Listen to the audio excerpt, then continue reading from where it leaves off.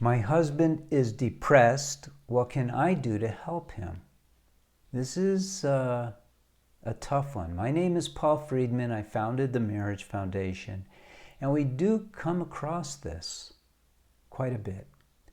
A lot of times the depression is tied to alcohol, and clearly that's going to do it. Other times it's tied to some kind of medication. That'll do it. In those cases, all you can do is remind him that that's probably what's going on. But there's also a general depression that a lot of men feel in the world today. They're alienated. Men are alienated. They are told, don't be a man, based on political correctness. They're told that they can't do a lot of things. They have to conform in a certain way. And a lot of men are being pushed into a channel of life that doesn't feel good. They don't know how to express themselves. So, what can you do? We're not going to change the world here, but you can change your marriage. You could recognize why your husband got married to you and why you, therefore, can be of use to him. A lot of people don't know this. Western psychology doesn't get into the things I'm going to share with you. So, first of all, we all get married in order to be happier, right? We all get married in order to feel unconditional love. Now, the happier part obviously comes from feeling unconditional love. And here's where it gets really difficult for men in particular. Women are more tied to their hearts naturally due to their gender. Nature has set them up to be nurturers, to get along with everybody. It's part of the survival drive.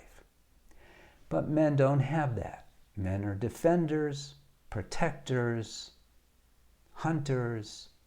They don't have that connection to their heart. And you know that. They don't even like to talk about things like love and romance. But men, subconsciously, are seeking that unconditional love that they got from their moms, hopefully.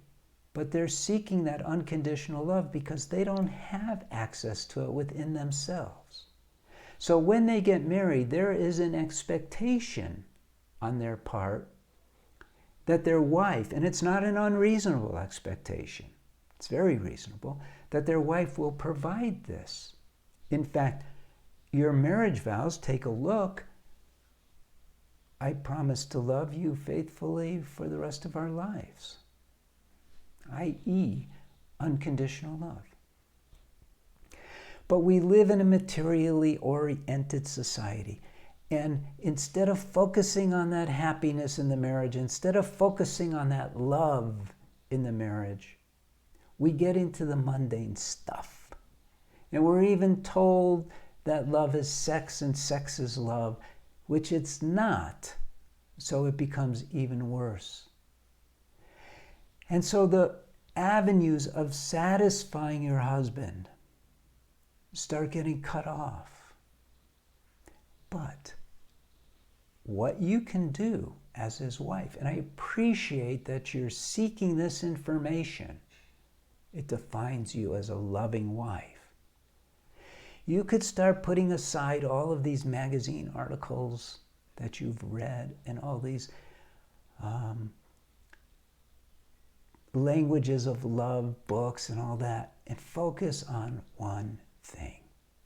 Focus on expressing your love to your husband all the time, in every way. And don't do it by doing it mentally.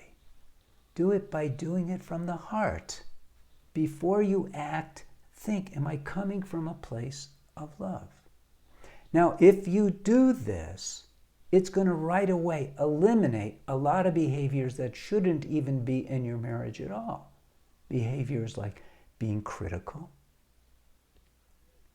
being assertive, confrontational, condemning, challenging. All of these negative behaviors, which are commonplace in the world, in our society, and accepted, don't belong in your marriage. Think of your marriage as a vessel, a blue bubble. I like to think of it as a blue bubble. I even call it the sacred space of marriage. Within this blue bubble, there are only two people, but it's a vessel. It contains what else you put in it. So if you put in sweetness, and it's only sweetness that you put in, your environment of marriage is sweet. But if you put in toxics like criticalness, condemnation, complaining, it taints it. So get rid of those entirely and just focus on being from the heart. Again, you can check in with the mind what you're about to say or do,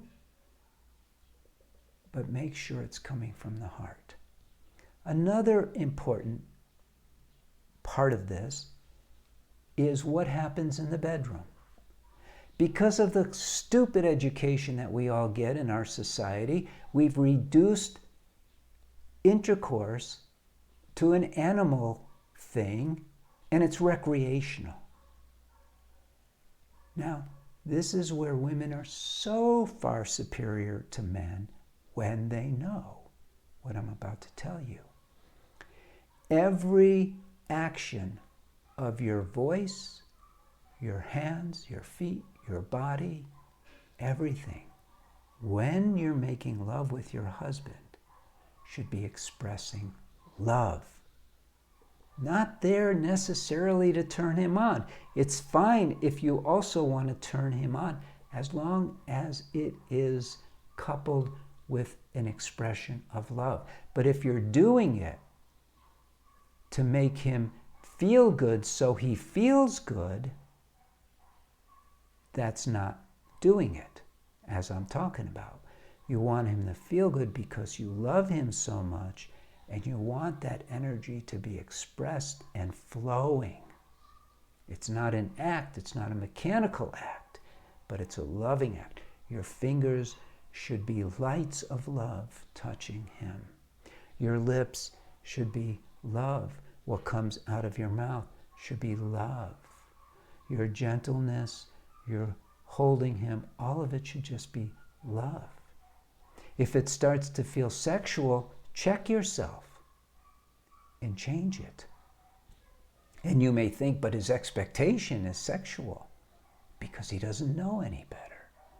And you have this power to transform everything.